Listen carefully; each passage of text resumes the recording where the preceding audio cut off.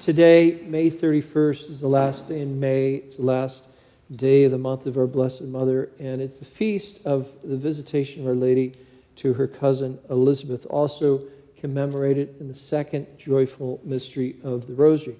Now, if you had been reading the Gospel of Luke, right before this section, the last words we have are the Annunciation, where the angel says to Mary, "Nothing will be impossible with God." And Mary said, "Let it be done according to my word."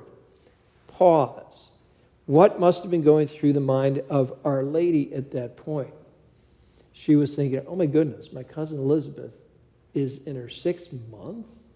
Nobody's there to help. Who's going to help her? And she said, I'll go help her.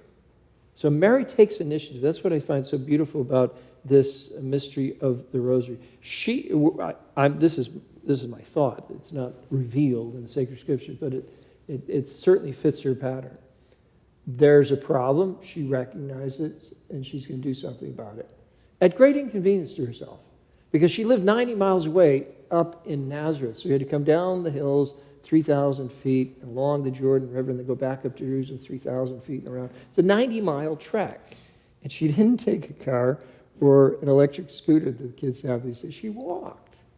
Now imagine if somebody came to your office, if you're busy, and they knock on the door and say, "Could I talk to you for 3 minutes?"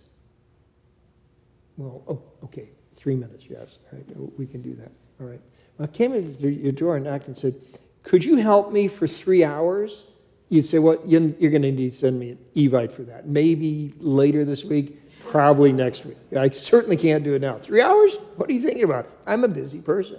What if they came to your office and knocked on the door, "Could you help me for 3 days?" So, look, we're going to have to get that on the calendar. That might be 6 months from now. Imagine if they came and knocked on your door and said, "Could you help me for 3 months?" We'd be saying, that's 5 years out, right? But here's our Blessed Mother who drops everything to help out with household chores for 3 months. It's really impressive. And we may be thinking, well, that was 2,000 years ago.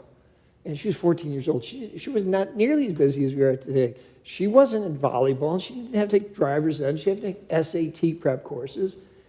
Actually, it was much harder back then because they had to make the bread themselves. They had to go fetch the water half-mile away. They were up before dawn. They went to bed after the sunset. It was hard.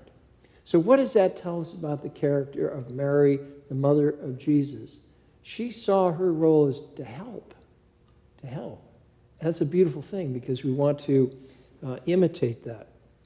Now, yesterday, the gospel was about Bartimaeus, the blind beggar, and we heard his faith in his voice crying out to Jesus that he wanted to be cured. He wanted to see his sight. We could hear his faith in his voice.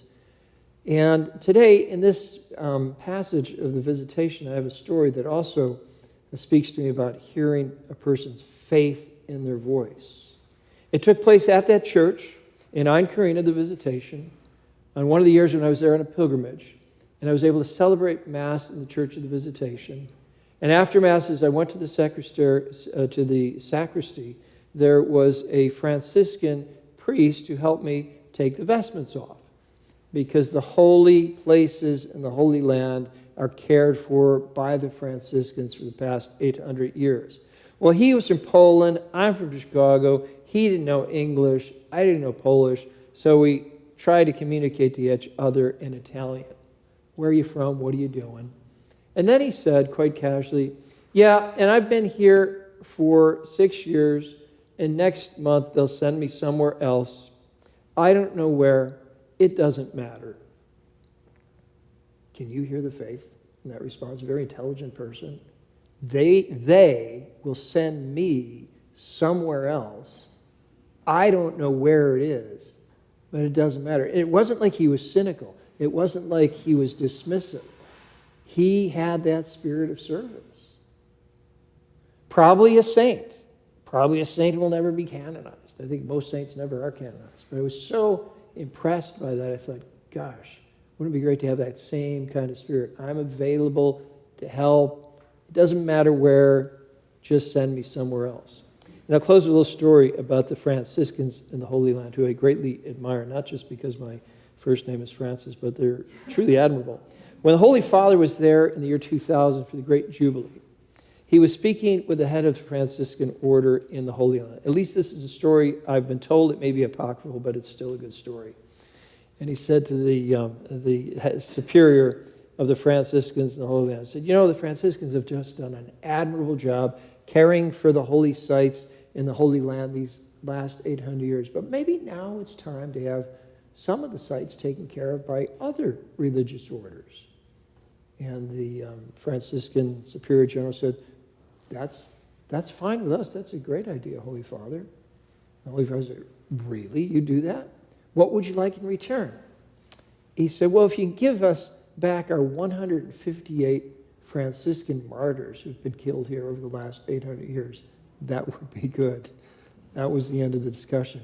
Sometimes we don't know the history, but it's important for us to know the history. So we have this gratitude for what other people have done during the history of the church to provide things that we benefit from.